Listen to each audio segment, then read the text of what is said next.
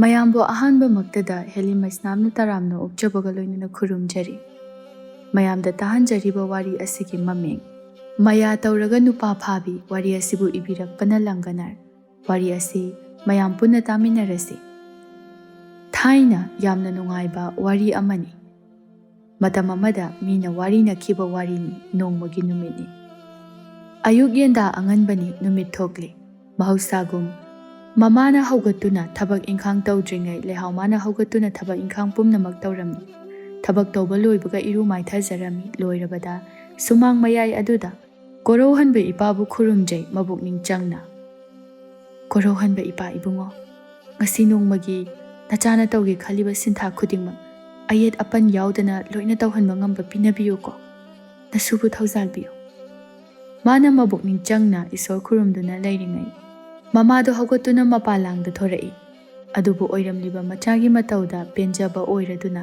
ꯃꯣꯃꯣꯟ ꯇꯧꯅ ꯃꯆꯥꯒꯤ ꯃꯇꯧꯕꯨ ꯌꯦꯡꯗꯨꯅ ꯂꯩꯔꯝꯃꯤ ꯉꯥꯏꯍꯥꯛ ꯑꯗꯨꯗ꯫ ꯂꯩꯃꯗꯨ ꯇꯞꯅ ꯍꯥꯏ, ꯁꯨꯃꯥꯏꯅ ꯇꯧꯔꯛꯀꯅꯤ ꯍꯥꯏꯕꯒ ꯊꯥꯖꯗꯦ ꯑꯩꯒꯤ ꯏꯆꯥꯁꯦ꯫ ꯃꯍꯧꯁꯥ ꯑꯣꯏꯗ꯭ꯔꯦ꯫ ꯊꯥꯏꯅꯗꯤ ꯑꯃꯨꯛ ꯇꯣꯏꯕ ꯃꯥꯗ ꯉꯥꯡꯅꯕꯗ ꯑꯩꯁꯦ ꯑꯋꯥꯕ ꯑꯃ ꯑꯣꯏꯔꯕꯅꯤ꯫ ꯁꯨꯃꯥꯏꯅ ꯅꯨꯄꯤ ꯑꯃ ꯑꯣꯏꯕꯒꯤ ꯆꯞ ꯆꯥꯕ ꯃꯒꯨꯟ ꯑꯁꯦ ꯃꯥꯅ ꯉꯥꯛꯂꯕꯗꯤ ꯄꯦꯟꯖꯩꯗꯅ ꯊꯃꯣꯏꯁꯦ꯫ ꯑꯁꯨꯝ ꯈꯟꯗꯨꯅ ꯂꯩꯔꯤꯉꯩ ꯇꯥꯟꯖꯥꯗ ꯂꯥꯏ ꯈꯨꯔꯨꯝꯕꯗꯨ ꯂꯣꯏꯔꯗꯨꯅ ꯂꯩꯍꯥꯎ ꯑꯗꯨ ꯃꯥꯡꯒꯣꯜꯂꯣꯝꯗ ꯀꯥꯈꯠꯂꯛꯏ, ꯑꯗꯨꯒ ꯃꯃꯥꯒꯤ ꯃꯅꯥꯛꯇ ꯂꯥꯛꯏ꯫ ꯃꯃꯥꯅ ꯃꯥꯕꯨ ꯃꯤꯠꯀꯨꯞꯇ ꯌꯦꯡꯗꯨꯅ ꯂꯩꯔꯝꯃꯤ꯫ ꯑꯗꯨ ꯎꯔꯒ ꯅꯨꯛꯃꯤ ꯅꯨꯛꯃꯤ ꯇꯧꯅ ꯑꯁꯨꯝꯅ ꯍꯥꯏꯔꯛꯏ, ꯍꯔꯥꯎꯖꯔꯕꯣ ꯏꯃꯥ, ꯅꯆꯥꯅ ꯁꯨꯃꯥꯏꯅ ꯌꯨꯝꯒꯤ ꯃꯇꯦꯡ ꯂꯣꯏꯅ ꯇꯧꯔꯛꯄꯁꯦ꯫ ꯂꯩꯃ ꯃꯆꯥꯗ ꯆꯦꯞꯊꯗꯨꯅ ꯅꯨꯡꯁꯤꯅ ꯌꯦꯡꯉꯤ, ꯑꯗꯨꯒ ꯃꯆꯥꯒꯤ ꯃꯈꯖꯥꯏꯗ ꯁꯤꯛꯄꯤꯗꯨꯅ, ꯑꯗꯨꯅꯤꯗꯅ ꯏꯆꯥ ꯍꯥꯏꯕꯁꯤꯗꯤ, ꯏꯃꯥꯅ ꯍꯥꯏꯕ ꯏꯜꯂꯨ꯫ ꯃꯃꯥꯅ ꯃꯆꯥꯒꯤꯗꯃꯛ ꯐꯠꯇꯅꯕ ꯀꯩꯗꯧꯅꯨꯡꯗ ꯇꯧꯗꯕꯅꯤ꯫ ꯅꯪꯁꯦ ꯑꯉꯥꯡ ꯅꯠꯇ꯭ꯔꯕꯅꯤ, ꯋꯥꯈꯜ ꯇꯥꯕ ꯌꯥꯔꯤ꯫ ꯃꯇꯥꯡ ꯑꯗꯨꯗ ꯏꯃꯨꯡꯗꯒꯤ ꯃꯄꯥ ꯑꯃꯗꯤ ꯃꯕꯨꯡ ꯑꯅꯤꯗꯨ ꯄꯨꯟꯅ ꯊꯣꯔꯛꯏ꯫ ꯃꯃꯥ ꯃꯆꯥꯅ ꯏꯪꯅ ꯇꯞꯅ ꯋꯥꯔꯤ ꯁꯥꯟꯅꯗꯨꯅ ꯂꯩꯔꯝꯕ ꯑꯗꯨ ꯎꯕꯗ ꯃꯄꯥ ꯃꯆꯥ ꯃꯈꯣꯏꯗꯤ ꯏꯉꯛꯄꯨ ꯉꯛꯂꯤ꯫ ꯅꯣꯡꯃꯇ ꯑꯁꯨꯝꯅ ꯏꯪꯅ ꯇꯞꯅ ꯋꯥꯔꯤ ꯁꯥꯟꯅꯕ ꯅꯠꯇꯦ꯫ ꯇꯣꯃꯥꯜꯗꯨ ꯃꯃꯥꯒ ꯃꯆꯥꯒꯗ ꯌꯦꯡꯗꯨꯅ, ꯑꯌꯨꯛꯁꯤꯗ ꯎꯔꯤꯕꯁꯤꯕꯨ ꯀꯩꯅꯣꯅꯦꯍꯦ, ꯃꯪꯒ ꯆꯞ ꯍꯦꯛ ꯃꯥꯟꯅꯔꯦ꯫ ꯀꯩꯒꯤꯅꯣ ꯑꯁꯨꯛ ꯌꯥꯝ ꯅꯨꯡꯁꯤꯅꯔꯝꯃꯤꯁꯤꯅ? ꯅꯠꯇꯦ, ꯅꯣꯏꯒꯤ ꯃꯪꯗ ꯀꯩꯀꯩ ꯎꯔꯝꯒꯦꯕ? ꯂꯩꯃ ꯃꯆꯥꯅꯨꯄꯥꯒꯤ ꯋꯥ ꯇꯥꯕꯗ ꯅꯣꯛꯇꯨꯅ, ꯃꯁꯤꯅ ꯉꯥꯡꯕ ꯋꯥꯁꯤꯗꯤꯕ ꯑꯣꯟꯊꯣꯛꯄꯅꯤꯗ꯫ ꯏꯃꯥ ꯏꯆꯥꯕꯨ ꯅꯨꯡꯁꯤꯅꯗ꯭ꯔꯕꯗꯤ ꯀꯩꯅꯣ? ꯅꯨꯡꯇꯤꯒꯤ ꯁꯨꯝ ꯈꯠꯅꯗꯨꯅ ꯂꯩꯕ ꯌꯥꯕ꯭ꯔꯕ ꯅꯣꯏꯁꯤꯗꯤ? ꯉꯥꯡꯅꯔꯤꯕ ꯁꯛꯅꯔꯤꯕ ꯑꯗꯨꯕꯨ ꯇꯥꯔꯒ ꯉꯁꯥꯏꯗꯒꯤ ꯇꯨꯃꯤꯟ ꯂꯩꯔꯤꯕ ꯃꯄꯥ ꯆꯥꯎꯔꯦꯜ ꯑꯗꯨ ꯃꯆꯥꯅꯨꯄꯥꯗ ꯌꯦꯡꯗꯨꯅ, ꯍꯥꯏ ꯕꯨꯡꯉꯣ, ꯃꯤꯠꯀꯤ ꯉꯥꯏꯍꯥꯛꯇꯪꯒꯤ ꯃꯤꯇ꯭ꯔꯪꯅꯤ ꯍꯥꯏꯅ ꯈꯜꯂꯨ꯫ ꯍꯨꯏꯒ ꯍꯧꯗꯣꯡꯒ ꯅꯨꯡꯁꯤꯅꯔꯕꯕꯨ ꯀꯌꯥꯝ ꯀꯨꯏꯅ ꯅꯨꯡꯁꯤꯅꯒꯦ ꯍꯥ? ꯀꯌꯥꯝ ꯀꯨꯏꯅ ꯆꯠꯀꯦꯕ? ꯉꯥꯏꯍꯥꯛꯇꯪ ꯉꯥꯏꯔꯤ ꯍꯧꯔꯛꯀꯗꯕ꯫ ꯃꯄꯥꯗꯣ ꯑꯁꯨꯝꯅ ꯍꯥꯏꯔꯝꯗꯨꯅ ꯊꯣꯡꯒꯥꯜꯂꯣꯝꯗ ꯊꯣꯛꯈ꯭ꯔꯦ꯫ ꯇꯣꯃꯥꯜ ꯑꯗꯨꯁꯨ ꯃꯈꯥ ꯇꯞꯅ ꯇꯥꯔꯝꯃꯤ꯫ ꯄꯥꯕꯅ ꯍꯥꯏꯔꯝꯂꯤꯕ ꯋꯥꯁꯦ ꯆꯨꯝꯗꯅꯕ ꯇꯧꯕꯤꯌꯨꯀꯣ ꯏꯃꯥ꯫ ꯅꯆꯥꯅꯨꯄꯤꯁꯤꯒ ꯑꯁꯨꯝꯅ ꯅꯨꯡꯁꯤꯅꯅ ꯑꯗꯨꯝ ꯂꯩꯌꯨꯀꯣ꯫ ꯍꯥꯏꯅ ꯍꯥꯏꯅ ꯇꯣꯃꯥꯜ ꯃꯥꯁꯨ ꯏꯃꯨꯡꯂꯣꯝꯗ ꯆꯪꯈꯤ꯫ ꯃꯃꯥ ꯃꯆꯥ ꯑꯅꯤꯗꯨ ꯌꯦꯡꯅꯗꯨꯅ ꯅꯣꯛꯃꯤꯟꯅꯩ ꯃꯥꯡꯒꯣꯜ ꯑꯗꯨꯗ꯫ ꯍꯩ, ꯅꯁꯛ ꯐꯖꯩ ꯍꯥꯏꯗꯨꯅ ꯊꯕꯛ ꯃꯅꯥ ꯑꯃꯠꯇ ꯁꯨꯗꯅ ꯈꯣꯡꯒ꯭ꯔꯥꯏ ꯅꯤꯛꯇꯨꯅ ꯂꯩꯕꯅ ꯅꯣꯡꯊꯛꯇꯒꯤ ꯂꯥꯏꯅꯅꯦ ꯁꯦꯜ ꯊꯥꯗꯔꯛꯀꯗꯕ ꯅꯠꯇꯦ꯫ ꯊꯥꯔꯤꯛ ꯑꯗꯨ ꯁꯥꯎꯅ ꯁꯞꯇ꯭ꯔ ꯑꯃꯗ ꯂꯥꯎꯏ꯫ ꯑꯅꯝ ꯀꯟꯕ ꯃꯆꯥꯅ ꯉꯁꯥꯏꯗꯒꯤ ꯍꯧꯗꯣꯛꯄ ꯑꯁꯤꯗ ꯍꯧꯒꯠꯂꯛꯇ꯭ꯔꯕꯗ ꯃꯃꯥꯅ ꯂꯥꯎꯗꯨꯅ ꯍꯥꯏꯔꯤꯕ ꯋꯥ ꯑꯗꯨ ꯇꯥꯏ꯫ ꯑꯗꯨꯕꯨ ꯇꯥꯁꯤꯟꯅꯗꯅ ꯑꯗꯨꯃꯛ ꯍꯤꯞꯇꯨꯅ ꯂꯩꯔꯝꯃꯤ ꯂꯣꯌꯨꯝꯕꯗꯣ꯫ ꯃꯆꯥꯒꯤ ꯑꯅꯝ ꯀꯟꯕ ꯃꯇꯧ ꯑꯁꯤꯗ ꯑꯣꯏꯔꯦ ꯃꯃꯥ ꯑꯣꯏꯔꯤꯕꯤ ꯃꯥꯅ ꯄ꯭ꯔꯣꯛ ꯄ꯭ꯔꯣꯛ ꯍꯦꯛ ꯆꯥꯛꯂꯤꯕ꯫ ꯌꯥꯔꯔꯣꯏ ꯍꯥꯏꯅ ꯈꯜꯂꯗꯨꯅ ꯃꯆꯥꯒꯤ ꯀꯥꯗ ꯁꯥꯎꯅ ꯂꯥꯛꯇꯨꯅ ꯍꯤꯞꯇꯨꯅ ꯇꯨꯝꯗꯨꯅ ꯂꯩꯔꯤꯕ ꯃꯆꯥꯅꯨꯄꯥ ꯑꯗꯨꯒꯤ ꯃꯁꯝ ꯑꯗꯨ ꯐꯣꯏꯗꯨꯅ ꯆꯤꯡꯈꯠꯂꯤ꯫ ꯁꯝ ꯐꯣꯏꯔꯛꯄꯗꯨꯗ ꯅꯥꯔꯗꯨꯅ, ꯏꯃꯥ ꯊꯥꯗꯣꯛꯑꯣꯅ, ꯑꯩ ꯉꯥꯎꯔꯕꯣ ꯀꯩꯅꯣ ꯇꯧꯏꯗꯨꯕꯣ? ꯍꯣꯏ ꯉꯥꯎꯏ, ꯑꯩꯗꯤ ꯉꯥꯎꯔꯦ꯫ ꯀꯔꯤꯒꯤꯅꯣ ꯅꯪꯅ ꯅꯅꯥ ꯌꯥꯝꯅ ꯀꯜꯂꯤꯕ ꯍꯥ? ꯑꯩꯅ ꯉꯁꯥꯏꯗꯒꯤ ꯍꯧꯗꯣꯔꯛꯂꯤꯕ ꯑꯁꯤꯕꯨ ꯐꯥꯒꯤꯔꯣ? ꯑꯗꯨ ꯑꯣꯏꯔꯕꯗꯤꯅꯦ ꯇꯧꯕ ꯇꯥꯕꯅꯤ꯫ ꯁꯤꯗꯒꯤ ꯍꯦꯟꯕ ꯀꯌꯥꯅꯤ ꯑꯩꯅ ꯇꯧꯗꯣꯏꯁꯦ, ꯈꯪꯉꯕ? ꯂꯣꯌꯨꯝꯕ ꯃꯃꯥꯗ ꯃꯨꯟꯅ ꯌꯦꯡꯗꯨꯅ ꯂꯩꯔꯤ꯫ ꯃꯆꯥꯗꯨ ꯅꯨꯡꯁꯤꯗꯕꯗꯤ ꯅꯠꯇꯦ ꯊꯥꯔꯤ, ꯑꯗꯨꯕꯨ ꯅꯨꯡꯁꯤ ꯍꯥꯏꯗꯨꯅ ꯀꯣꯟꯁꯤꯟꯗꯨꯅ ꯊꯝꯂꯕꯗꯤ ꯑꯔꯦꯝꯕ ꯄꯨꯝꯅꯃꯛ ꯇꯥꯔꯒꯅꯤ ꯍꯥꯏꯗꯨꯅ ꯁꯥꯎꯔꯤꯕꯅꯤ꯫ ꯊꯥꯔꯤꯛ ꯇꯨꯃꯤꯟꯅ ꯀꯥ ꯑꯗꯨꯗꯒꯤ ꯊꯣꯛꯈꯤꯕ ꯇꯧꯗꯦ꯫ ꯃꯆꯥꯕꯨ ꯌꯦꯡꯗꯨꯅ ꯋꯥ ꯃꯈꯥ ꯑꯃꯨꯛ ꯇꯥꯔꯛꯏ꯫ ꯅꯠꯇꯦꯅꯦ, ꯑꯩꯅ ꯍꯥꯏꯕꯗꯤ ꯅꯪꯅ ꯇꯨꯝꯗꯨꯅ ꯆꯥꯗꯨꯅ ꯇꯧꯗꯨꯅ ꯂꯩꯔꯒ ꯂꯧ ꯏꯪꯈꯣꯜ ꯃꯌꯥꯝ ꯑꯁꯤꯅ ꯀꯅꯥꯅ ꯌꯦꯡꯗꯣꯏꯕ? ꯅꯄꯥ ꯂꯩꯕ ꯅꯠꯇꯦ, ꯅꯆꯤꯟ ꯅꯅꯥꯎ ꯑꯅꯤ ꯁꯨꯕ ꯅꯠꯇꯦ, ꯀꯩꯅꯣꯕ ꯅꯪꯅ ꯈꯜꯂꯤꯁꯦ? ꯅꯪꯒꯤ ꯅꯁꯥꯒꯤ ꯆꯍꯤꯗꯣ ꯑꯝꯇ ꯈꯜꯂꯒ ꯌꯦꯡꯉꯨ꯫ ꯇꯨꯝꯗꯨꯅ ꯆꯥꯗꯨꯅ ꯂꯩꯕ ꯌꯥꯕ ꯃꯇꯝ ꯑꯣꯏꯔꯤꯕ꯭ꯔꯥ ꯍꯥꯏꯅ? ꯏꯃꯥꯁꯦ ꯑꯍꯜ ꯑꯣꯏꯔꯛꯂꯦ, ꯑꯗꯨꯅ ꯅꯪꯅ ꯅꯃꯥ ꯑꯩꯒꯤ ꯃꯇꯦꯡ ꯈꯔ ꯇꯧꯕꯤꯔꯛꯄ ꯀꯩꯗꯧꯒꯦ? Tharik machada wafam ase hairaga tawfam khangda thamoida chakpana henduna mapi ira chenna machagi kangthol machi aduda famthai. Loyumbado makok maru ipha phana tawfam khangdana leiribani. Mamagi asigumba matawa asida amuksu nungaizade. Mamana kappa adubu uraga amuksu nungaizadre. Aduna mamagi mabukning adubu penjanaba haina asumna wahai khara hairakduna mamagi pukning adubu themi.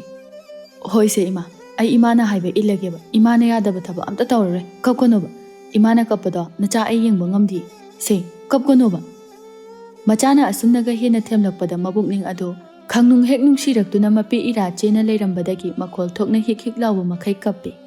Kapna machabu yengduna mabukning pena amadi nungsina asumna hairai. Napado leiramlabadi. Ichagi maning thungba ngamhalamgadabani. Adubu mama ainadi ichagi maning thunghanba ngamdre. Imabu nangna sauninglamgani. Adubu imana ichabu chairibase ichabu phananaba phahaningduna imana nangbu chaibani. Nang imabu warauganuko. Tarakliba mamagi mapi adubu tapna taithokpi macha oiriba mana aduga momon tauna. Mamabu penjanaba hairi. Kaigi macha aina imabu waraugani haibagi. Mamana machabu pharasanu haina chaibada kaigi macha aina imabu saudoinu. Aina pumna maksoibani. Lamhenba macha aina mamabu wahanbani. Mamabu kafanbani. Ima. Nacha imagi mafamda yam soikre. Asi haiduna mamabu konjay. Aduga mamabu kapkano hairami. Machana kumlakliba pakhum mayam aduna penjaba oire tharik adu. Aduna nukmi tauna. Adunidana. Icha nupa haibasidi. Nupa haibase matik magun mathauna yamna chawbani. Nupa ama oirabadi nupa gi tawpham thokpa adubu tawba tabani. Thauna leina nupa thokna legadabani. Mama macha anido harau leirami haikeba wafam achumba oiragli. Huiga hodonga nushinadana kayam koina nushinani haibaduni. Chak thongbagi matam oiragli aduna mama macha anido nang taw haina insinduna leinari. Macha nupido mana haiba yade haiduna machagi makoktuda induna hairi saurangnana. Nang ama ibe mapakhola ma haibada angang ama oibagi harau yadabani. Karam ngangnaduno khangde. Se ichadi maram mokpani se. Aduna ne chakse khara thong. Napaga nabunga ne thabak chake haira ani. Horen numidang imana soidana thonggeba. Mamagi magun chap chana khangba machani. Mama macha ani mak chap mane. Khetokpa yaba yaude. Aduna leihaw adu mama bu yengduna karemna nanoktuna hairai. Ho ima aise angang macha natre. Imagi adugumba wada aina thajagadaba nate. Ngasi ayuki thabak mayamdo ai loi tawredana aduna chakto imana khara adum thongoba. Ai horen adum tawrageba. Chalo. Chak nangdradi loi saurakpa tariba. Macha nupina ahoina do mangonda onsilakpa asida magi maching adu laktuna machada sauna yengduna hairai. Hai chinganbi saktibi nayong panba khangui namada onsinduna dachin khumba nangdi. Aina ichani haina luna chana tawbagi pangnungda nuksibirabagi wani ko nang. Leihaw magi khwaidagi sauningba wahaidi mabu mamana saktibi hairakpa asini. Kaigino hairaga asengba achumba wa ama oibagini. Asengba achumba haibada laide harawi adubu taibang miyoibadi sawi haibaduni. Leihaw si mama puknungi oina. Mirol ama itatade mitinaba yade. Magi aningba apamba tawba yari kay harawzaba midani yadragana khatnaba miyoini. Mirol tadriba asida saksu amuka hena thiribani. Mahag laikai mata kaya tinaba oiramde. Ayamba matamda matomta leirami. Mamana mabu thina chairakpada sauna mamada yeng phamduna leirambadagi fuk hawgatuna chongsin khummi machandu. Kariye aibu saktibi kaina hoibe ma aine saktibi oirise nangna pokpadagi nang suthibadagi he saktibi mama saktibi nang ai kanana thina pokpiyo haige nangna thina pokpirambagine nangna phajana pokmadi ai thiramgadra karamba mamano nangba apokpo machada thi haiba ngamba natragana aise ayokpo macharaba natragana khulakpo macha hoidoiraba. Machagi waduda khubaka khuduna makha tarai. Lai mamagi su macha nupiga asumna hauna duna khatnaba asi yamna nungaijaba ama oirami. Kariye aina pokpagi thini kaina ibema yengjaw nabung ase kayada phajainu ase aina pokpa ichani nasana nasak thi haidi yazawni ibema.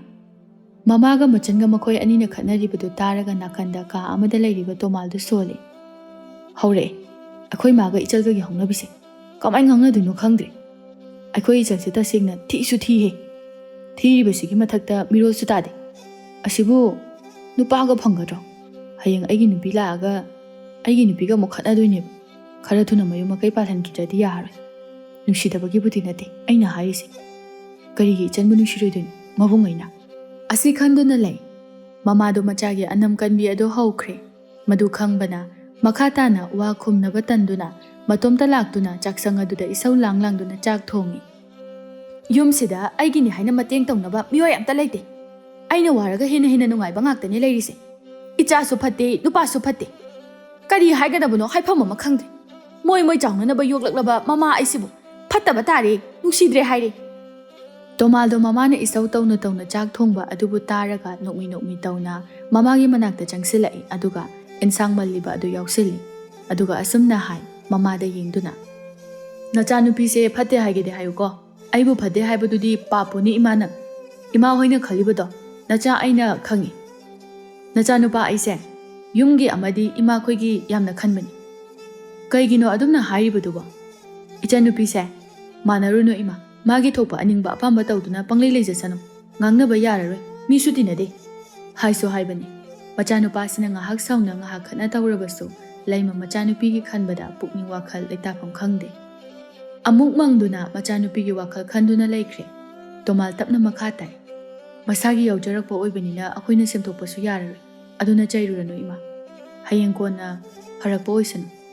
Aduga ima nacha aise nupi thirage haina khali. Ima hoi ipa hoise ahal oiragli. Chahisu chap chari. Yumda noigi seba tawnaba namo purake. Achauba haiso haibani. Nachanse karam tawna layenggadoribano. Asumna leisabi mana yum pandana leirabadi sagaida tekshan hanjinba tawi phatte hainaribani. Adudi ima karam tawni. Thaina ngalingaidisu layeng haude. Fagadra khalaga adum hauji sumaina tawduna lei.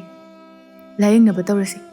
Natrabadi ima tungda akaiba phattaba mayam ama lakpa yai. Hoi. Ima amaibi matanaraga yengi. Ado ichaga khangnai haiba nupi macha aduna kanano. Miyoy aduna kamdauba. Sakidine kaisu khangano. Pharaga loireko. Hoi ma. Nachana khangna imana pamgadaba mauni puraktoise. Sawning lambado machana harauba yaba wakaya ama hairakpasida sawning mapumba phakre. Aduna cha ising thonglibadu pukning changna thongkre. Pamung aduda hiptuna lairi laihau. Mamaga khatnakiba. Mamana kari haikiba haiba mahak ningsingde. Laihau si sakaya thoina thiba budi natte adubu midi khara nemi. Adubu magi angang machagi mataw asida mina mabu tinadabani. Aduna laikai khul asida maga tinanaba mi leite. Wakal khanduna lairi laihaudu.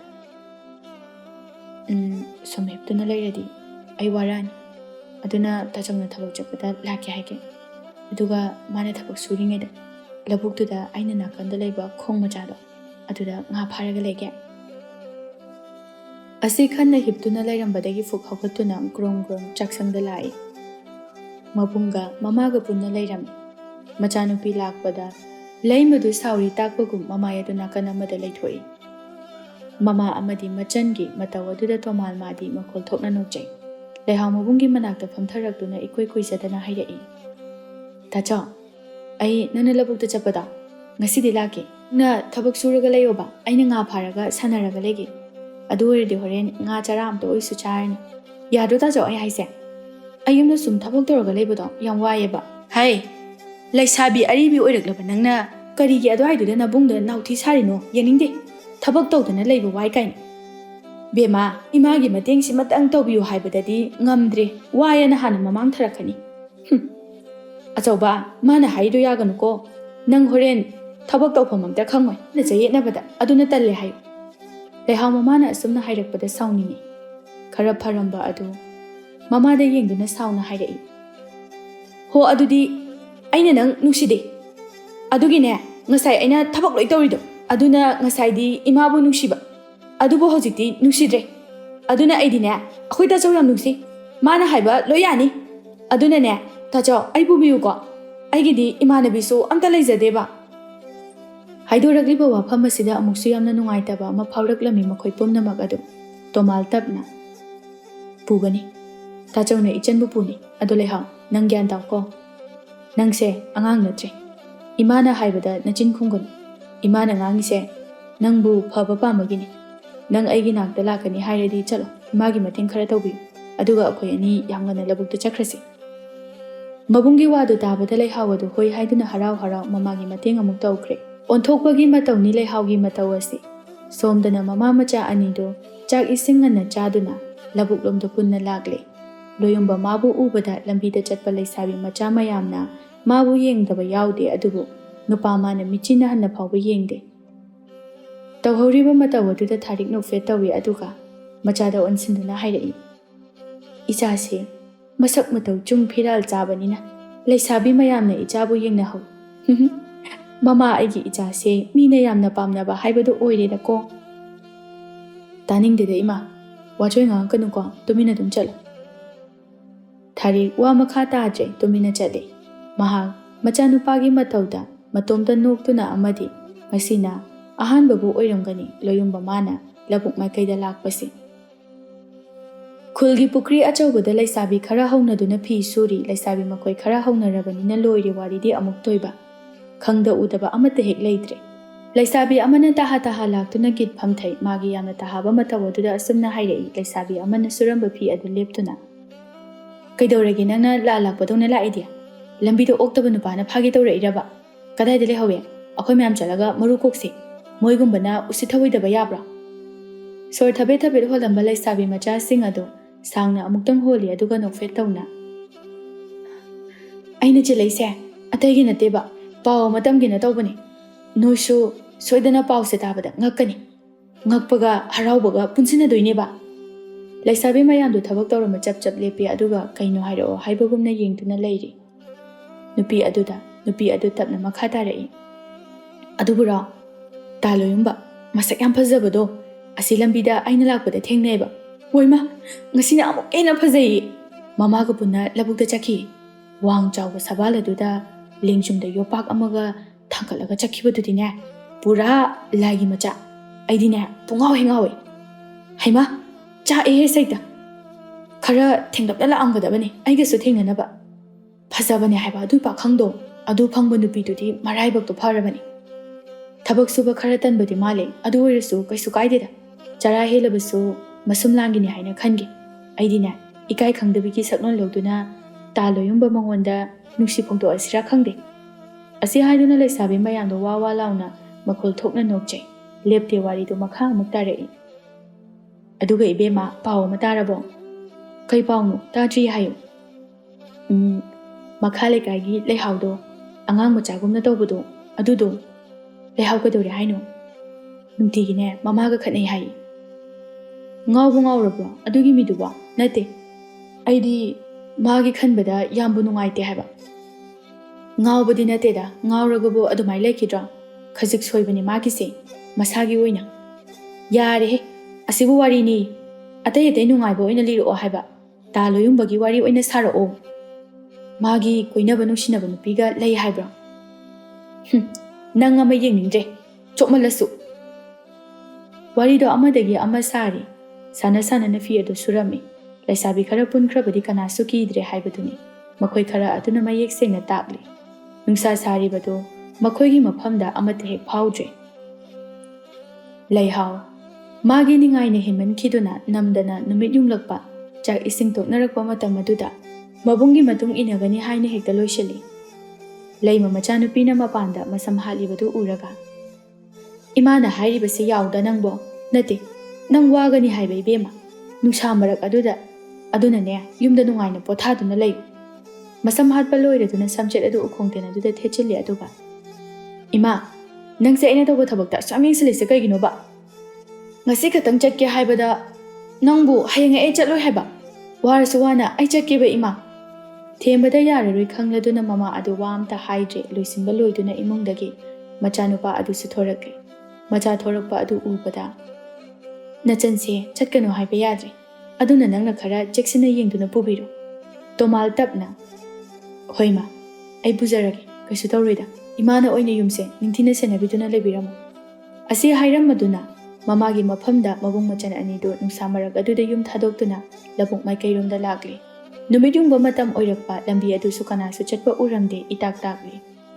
ꯅꯣꯡꯃꯇ ꯑꯁꯨꯝꯅ ꯆꯠꯇꯕ ꯑꯣꯏꯕꯅ ꯂꯩꯍꯥꯎ ꯑꯗꯨ ꯅꯨꯡꯁꯥꯒꯤ ꯃꯩꯁꯥ ꯑꯗꯨ ꯈꯥꯡꯕ ꯉꯝꯗ꯭ꯔꯦ ꯑꯗꯨꯅ ꯂꯝꯕꯤ ꯆꯠꯅ ꯍꯨꯃꯥꯡ ꯇꯨꯞ ꯇꯨꯞ ꯇꯥꯔꯦ ꯁꯣꯔ ꯐꯨꯏꯅ ꯍꯣꯜꯂꯤ ꯃꯆꯟꯒꯤ ꯑꯋꯥꯕ ꯑꯗꯨꯕꯨ ꯎꯔꯒ ꯌꯦꯡꯕ ꯉꯝꯗ꯭ꯔꯗꯨꯅ ꯇꯣꯃꯥꯜꯅ ꯋꯥꯔꯒꯗꯤ ꯉꯥꯏꯍꯥꯛ ꯂꯝꯕꯤꯒꯤ ꯃꯇꯥꯏꯗ ꯄꯣꯊꯥꯒꯦꯔꯣ ꯑꯩꯈꯣꯏꯅ ꯍꯥꯏꯗ꯭ꯔꯣ ꯅꯪ ꯋꯥꯒꯅꯤ ꯂꯥꯛꯀꯅꯣ ꯍꯥꯏꯅ ꯑꯗꯨꯕꯨ ꯀꯩ ꯁꯥꯔꯦ ꯍꯧꯖꯤꯛꯇꯤ ꯋꯥꯔꯤꯉꯩ ꯇꯟꯖꯥꯗ ꯑꯃꯨꯛ ꯉꯥꯡꯂꯛꯄ ꯑꯁꯤꯗ ꯑꯆꯥꯛꯄ ꯃꯩꯗ ꯍꯦꯟꯅ ꯆꯥꯛꯂꯣ ꯍꯥꯏꯕꯒꯨꯝꯅ ꯊꯣꯛꯂꯦ ꯑꯗꯨꯅ ꯂꯥꯎꯗꯨꯅ ꯈꯨꯝꯂꯛꯏ ꯂꯩꯍꯥꯎ ꯑꯗꯨꯅ ꯑꯩꯅ ꯈꯪꯕ꯭ꯔꯣ ꯁꯨꯃꯥꯏ ꯋꯥꯔꯝꯒꯅꯤ ꯍꯥꯏꯕꯁꯦ ꯑꯩ ꯃꯇꯨꯡ ꯑꯃꯨꯛ ꯍꯟꯅ ꯆꯠꯂꯣꯏ ꯇꯣꯃꯥꯜ ꯃꯆꯟꯒꯤ ꯃꯇꯧ ꯑꯗꯨꯗ ꯑꯃꯨꯛꯁꯨ ꯅꯣꯛꯆꯩ ꯑꯅꯝ ꯀꯟꯕꯤ ꯅꯨꯄꯤꯅꯤ ꯊꯧꯅꯥ ꯄꯨꯝꯅꯃꯛ ꯈꯣꯝꯖꯤꯟꯗꯨꯅ ꯋꯥꯔꯕꯁꯨ ꯋꯥꯅ ꯈꯥꯡꯕ ꯌꯥꯕ ꯈꯥꯡꯗꯨꯅ ꯃꯈꯣꯏꯒꯤ ꯃꯐꯝ ꯑꯗꯨꯕꯨ ꯌꯧꯗꯕꯨ ꯌꯧꯔꯕꯗꯤ ꯍꯥꯏꯗꯨꯅ ꯃꯈꯣꯏ ꯑꯗꯨ ꯆꯠꯄ ꯍꯧꯔꯛꯏ ꯑꯗꯨꯕꯨ ꯉꯝꯗꯦ ꯌꯧꯒꯗꯕ ꯈꯖꯤꯛ ꯈꯛꯇ ꯉꯥꯏꯔꯦ ꯑꯗꯨꯕꯨ ꯄꯥꯝꯕꯩ ꯂꯩꯇ꯭ꯔꯗꯨꯅ ꯑꯁꯨꯝꯅ ꯍꯥꯏꯔꯛꯏ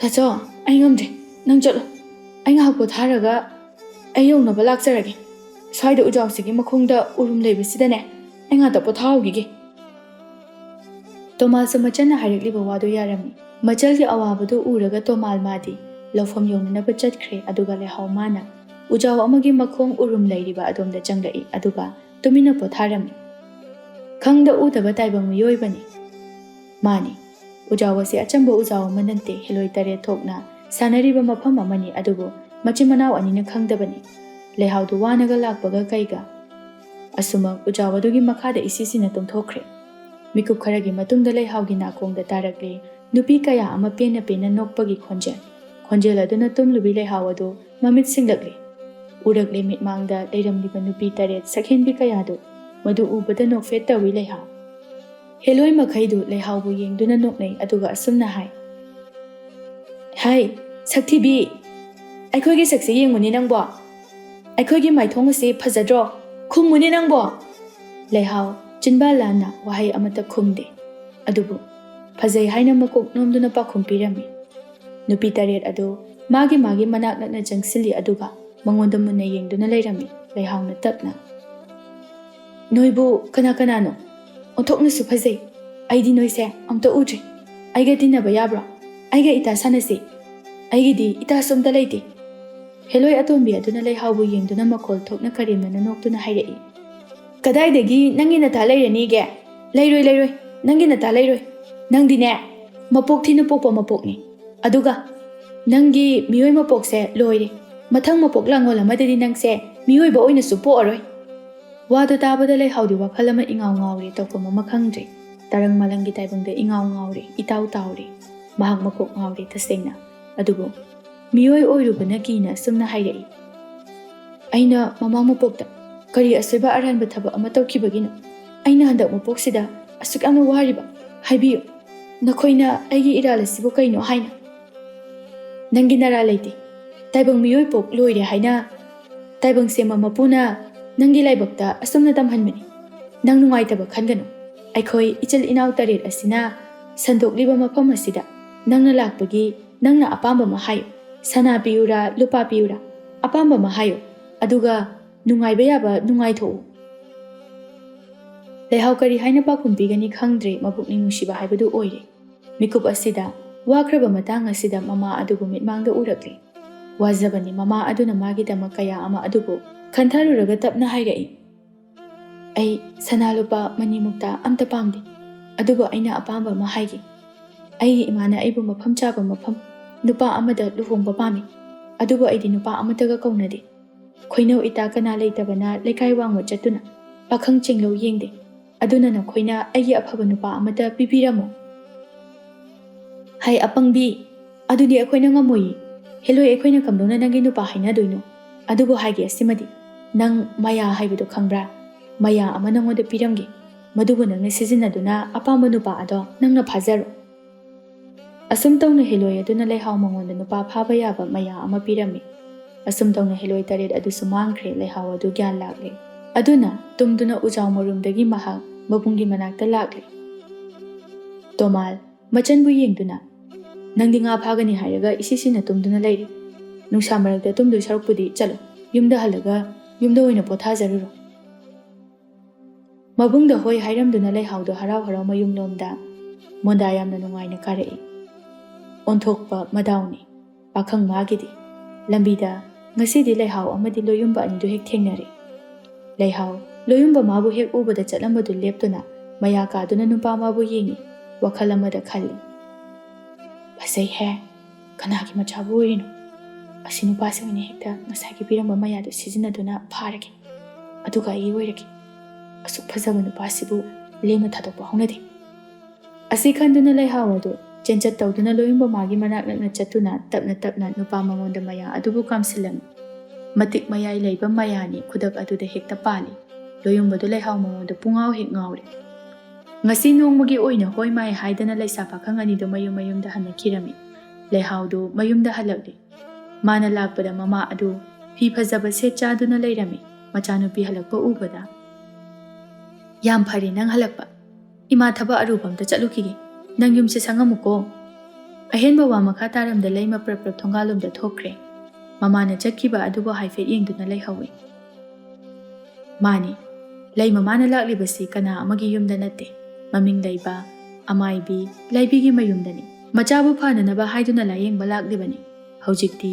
ꯑꯃꯥꯏꯕꯤ ꯂꯥꯏꯕꯤ ꯃꯥꯅ ꯈꯣꯌꯨꯝ ꯂꯥꯏ ꯇꯧꯗꯨꯅ ꯂꯩꯍꯥꯎꯒꯤꯗꯃꯛꯇ ꯌꯦꯡꯂꯝꯃꯤ꯫ ꯑꯗꯨꯕꯨ ꯃꯇꯨꯡꯗ ꯇꯞꯅ ꯂꯩꯃꯗ ꯑꯣꯟꯁꯤꯟꯗꯨꯅ ꯍꯥꯏꯔꯛꯏ꯫ ꯂꯩꯃ, ꯊꯣꯏꯅ ꯍꯦꯟꯅ ꯋꯥꯒꯅꯨ, ꯅꯆꯥꯅꯨꯄꯤꯁꯦ ꯁꯣꯏꯗꯅ ꯐꯒꯅꯤ꯫ ꯈ꯭ꯋꯥꯏ ꯃꯌꯥꯝꯅ ꯇꯪꯗꯨ ꯂꯩꯇꯥꯅ ꯂꯩꯕ ꯄꯨꯟꯁꯤ ꯑꯃꯗ ꯃꯥꯁꯨ ꯂꯩꯒꯅꯤ꯫ ꯃꯔꯥꯏꯕꯛ ꯌꯥꯝꯅ ꯐꯕ ꯑꯣꯏꯒꯅꯤ꯫ ꯑꯗꯨꯕꯨ ꯀꯔꯝꯕ ꯃꯇꯝꯗꯅꯣ ꯍꯥꯏꯕ ꯀꯥꯟꯗ ꯌꯨꯝꯅꯥꯛ ꯁꯥꯒꯩ ꯑꯣꯟꯗꯨꯅ ꯃꯆꯥ ꯃꯁꯨ ꯌꯥꯎꯔꯛꯂꯕ ꯃꯇꯝꯗꯅꯤ꯫ ꯃꯁꯥꯗ ꯆꯦꯜꯂꯤꯕ ꯏ ꯑꯁꯦ ꯑꯇꯣꯞꯄ ꯁꯥꯒꯩ ꯑꯃꯒꯤ ꯏꯒ ꯇꯤꯟꯅꯔꯕ ꯃꯇꯝꯗ ꯂꯣꯏꯅ ꯐꯈꯤꯒꯅꯤ꯫ ꯂꯩꯃ ꯑꯄꯦꯟꯕ ꯑꯃ ꯑꯣꯏꯖꯔꯝꯃꯤ꯫ ꯑꯃꯥꯏꯕꯤ ꯑꯗꯨꯒꯤ ꯋꯥ ꯇꯥꯕꯗ ꯑꯁꯨꯝ ꯇꯧꯅ ꯃꯍꯥꯛ ꯃꯌꯨꯝꯗ ꯍꯜꯂꯛꯂꯤ꯫ ꯃꯇꯝ ꯃꯥꯗꯤ ꯍꯧꯈꯤꯕ ꯈꯪꯍꯧꯗꯦ꯫ ꯑꯗꯨꯅ ꯍꯞꯇꯥꯃꯨꯛ ꯍꯧꯈꯤꯔꯝꯃꯤ꯫ ꯅꯍꯥꯟ ꯅꯣꯡꯃ ꯂꯩꯍꯥꯎ ꯃꯥꯅ ꯂꯣꯌꯨꯝꯕ ꯃꯉꯣꯟꯗ ꯃꯌꯥ ꯑꯃ ꯇꯧꯔꯛꯄꯅ ꯅꯨꯄꯥ ꯑꯗꯨꯒꯤ ꯋꯥꯈꯜꯗ ꯂꯩꯍꯥꯎꯒꯤ ꯋꯥꯈꯜ ꯈꯟꯕ ꯍꯧꯔꯛꯂꯤ꯫ ꯂꯩꯍꯥꯎꯇꯕꯨ ꯎꯅꯤꯡꯕ ꯑꯃ ꯄꯣꯛꯂꯛꯂꯤ꯫ ꯅꯣꯡꯃꯒꯤ ꯅꯨꯃꯤꯠꯅꯤ, ꯅꯨꯃꯤꯗꯥꯡ ꯋꯥꯏꯔꯝꯅꯤ꯫ ꯂꯩꯍꯥꯎꯗꯨ ꯁꯤꯡꯖꯨ ꯆꯥꯅꯤꯡꯉꯦ ꯍꯥꯏꯅ ꯈꯨꯜꯒꯤ ꯂꯝꯄꯥꯛꯇ ꯁꯤꯡꯖꯨ ꯌꯣꯟꯐꯝꯗ ꯁꯤꯡꯖꯨ ꯂꯩꯕ ꯂꯥꯛꯏ꯫ ꯑꯗꯨꯕꯨ ꯃꯥꯒꯤ ꯈꯣꯡꯒꯨꯜ ꯂꯤꯔꯛꯄ ꯅꯨꯄꯥ ꯑꯗꯨꯒ ꯍꯦꯛ ꯊꯦꯡꯅꯔꯦ꯫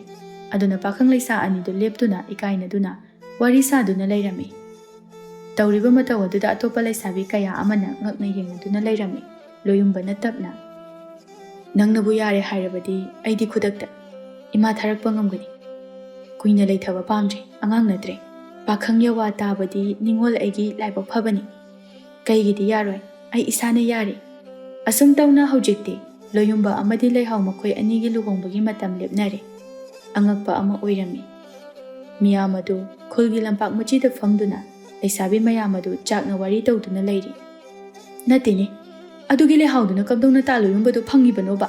ꯄꯦꯜꯂꯦꯍꯦ, ꯃꯥꯒꯤ ꯃꯔꯥꯏꯕꯛꯁꯦ ꯑꯣꯟꯊꯣꯛꯅ ꯐꯈ꯭ꯔꯦ꯫ ꯑꯩꯈꯣꯏꯒꯤ ꯂꯥꯏꯕꯛ ꯑꯁꯤꯅ ꯀꯝꯗꯧꯕꯅꯣ ꯈꯪꯗꯦ꯫ ꯉꯥꯏꯈꯣꯅꯦ, ꯑꯩꯅ ꯍꯥꯏꯕꯗꯤ ꯑꯗꯨꯒꯤ ꯂꯣꯌꯨꯝꯕꯗꯣ ꯃꯀꯣꯛ ꯆꯥꯛꯄ꯭ꯔꯥ ꯅꯠꯇ꯭ꯔꯒ ꯃꯃꯤꯠ ꯎꯗꯕ꯭ꯔꯥ ꯈꯪꯗꯦꯕ꯫ ꯃꯗꯨꯒꯤ ꯂꯩꯍꯥꯎ ꯑꯗꯨꯕꯨ ꯂꯧꯅꯤꯅ ꯂꯧꯔꯤꯗꯨꯕꯨ ꯑꯩꯀꯣ ꯈꯜꯂꯨꯔꯒ ꯌꯥꯝ ꯁꯥꯎꯅꯤꯡꯉꯤ꯫ ꯂꯣꯏꯔꯦ, ꯑꯃꯗꯒꯤ ꯑꯃ ꯃꯔꯤ ꯃꯔꯤ ꯄꯦꯟꯗꯕ ꯀꯌꯥ ꯑꯗꯨ ꯍꯥꯏꯅꯗꯨꯅ ꯂꯩ꯫ ꯑꯗꯨꯕꯨ ꯃꯍꯧꯁꯥ ꯏꯃꯥꯒꯤ ꯈꯣꯡꯆꯠꯇꯤ ꯍꯣꯡꯕ ꯅꯥꯏꯕꯒꯨꯝꯅ ꯍꯧꯖꯤꯛꯇꯤ ꯂꯩꯍꯥꯎꯒꯤ ꯄꯨꯟꯁꯤ ꯌꯥꯝꯅ ꯍꯣꯡꯂꯦ꯫ ꯃꯍꯧꯁꯥ ꯑꯣꯏꯗ꯭ꯔꯦ꯫ ꯃꯋꯥ ꯃꯄꯨꯔꯣꯏꯕꯒꯤ ꯁꯦꯕꯥ ꯅꯤꯡꯊꯤꯖꯅ ꯇꯧꯔꯝꯃꯤ꯫ ꯃꯅꯦꯝꯅ ꯌꯥꯕ ꯃꯃꯧ ꯑꯐꯕꯤꯃ ꯍꯥꯏꯕꯗꯨ ꯑꯣꯏꯔꯝꯃꯤ꯫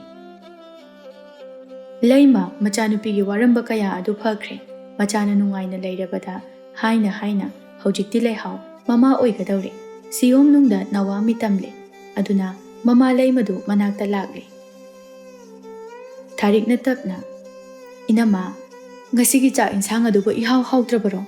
ꯏꯃꯧ ꯃꯁꯥ ꯋꯥꯏ ꯁꯪꯗꯕ ꯑꯁꯤꯗ ꯑꯩꯒ ꯏꯆꯥꯅꯨꯄꯥꯒꯅ ꯂꯣꯏꯅ ꯍꯦꯛ ꯇꯧꯔꯕꯅꯤ꯫ ꯍꯥꯎꯇ꯭ꯔꯕꯁꯨ ꯍꯥꯎꯋꯦ ꯍꯥꯏꯅ ꯆꯥꯕꯤꯌꯨꯀꯣ꯫ ꯑꯣꯟꯊꯣꯛꯅ ꯍꯥꯎꯈ꯭ꯔꯦꯗ ꯊꯥꯔꯤꯛ, ꯅꯈꯣꯏꯁꯨꯅꯦ ꯅꯣꯡꯃ ꯑꯩꯈꯣꯏꯗ ꯂꯥꯛꯑꯣ, ꯑꯗꯨꯒꯅꯦ ꯏꯟꯁꯥꯡ ꯑꯍꯥꯎꯕ ꯑꯃ ꯊꯣꯡꯂꯒ ꯍꯥꯎꯅ ꯆꯥꯊꯣꯛꯁꯤ꯫ ꯃꯌꯥꯝꯗꯣ ꯍꯔꯥꯎ ꯍꯔꯥꯎꯅ ꯆꯥꯛ ꯆꯥꯏ꯫ ꯂꯣꯏꯔꯕ ꯑꯗꯨꯗ ꯐꯝꯗꯨꯅ ꯍꯩ ꯑꯃꯨꯛ ꯆꯥꯏ꯫ ꯂꯩꯃꯅ ꯊꯥꯔꯤꯛꯄꯨ ꯌꯦꯡꯗꯨꯅ, ꯏꯆꯥ ꯅꯤꯡꯉꯣꯜꯁꯦ ꯃꯉꯥꯎ ꯌꯥꯝꯅ ꯊꯤꯕꯅꯤ꯫ ꯅꯪꯅꯅꯦ ꯅꯈꯨꯠ ꯆꯥꯅ ꯋꯥꯔꯛꯎꯀꯣ, ꯑꯩꯅꯅꯦ ꯑꯌꯥꯕ ꯂꯣꯏꯅ ꯄꯤꯔꯕꯅꯤ꯫ ꯑꯩꯒꯤ ꯏꯃꯧꯗꯤ ꯁꯅꯥꯅꯤ, ꯋꯥꯔꯛꯅꯕ ꯍꯤꯔꯝꯒ ꯑꯝꯇ ꯂꯩꯇꯦꯗ ꯏꯅꯝꯃ꯫ ꯃꯥꯕꯨꯅꯦ ꯑꯩꯒꯤ ꯏꯃꯧ ꯑꯣꯏꯅ ꯐꯪꯖꯕꯗꯤꯅꯦ ꯑꯩꯒꯤ ꯂꯥꯏꯕꯛ ꯑꯁꯦ ꯌꯥꯝꯅ ꯐꯈ꯭ꯔꯕꯖꯥꯅꯤꯗ ꯏꯅꯝꯃ꯫ ꯑꯁꯨꯝꯅ ꯅꯣꯛ ꯅꯣꯛꯇꯨꯅ ꯃꯈꯣꯏ ꯋꯥꯔꯤ ꯁꯥꯟꯅꯔꯝꯃꯤ꯫ ꯑꯁꯨꯝ ꯇꯧꯅ ꯍꯧꯖꯤꯛꯇꯤ ꯊꯥ ꯈꯔ ꯑꯃꯁꯨ ꯍꯧꯈ꯭ꯔꯦ꯫ ꯊꯥ ꯈꯔ ꯑꯁꯤꯗ ꯍꯧꯖꯤꯛꯇꯤ ꯂꯩꯍꯥꯎ ꯃꯆꯥꯅꯨꯄꯥ ꯑꯃ ꯐꯪꯗꯨꯅ ꯃꯃꯥ ꯑꯣꯏꯔꯝꯃꯤ꯫ ꯏꯁꯣꯔꯒꯤ ꯊꯧꯖꯥꯜꯗꯒꯤ ꯑꯅꯥ ꯑꯌꯦꯛ ꯑꯃꯠꯇ ꯌꯥꯎꯗꯅ ꯏꯪꯅ ꯆꯤꯛꯅ ꯅꯨꯡꯉꯥꯏ ꯌꯥꯏꯐꯅ ꯃꯈꯣꯏ ꯄꯨꯝꯅꯃꯛ ꯑꯗꯨ ꯍꯔꯥꯎ ꯇꯌꯥꯝꯅ ꯄꯥꯟꯃꯤꯟꯅꯈꯤꯔꯝꯃꯤ꯫